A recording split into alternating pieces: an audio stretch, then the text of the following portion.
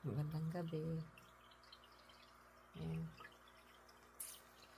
Magang Christmas ko dito sa Korea.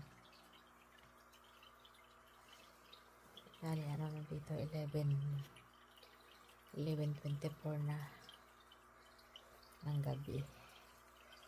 October. Kaya ako umagang nagde-decor, guys. Kasi miss ko ang Christmas sa atin sa Pinas.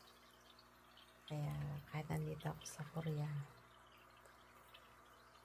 gusto ko may Christmas tree na akong nakikita.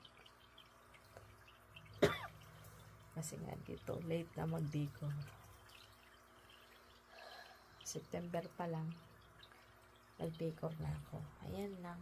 Bye-bye. Merry Christmas, Pilipinas. We miss you na lalo na.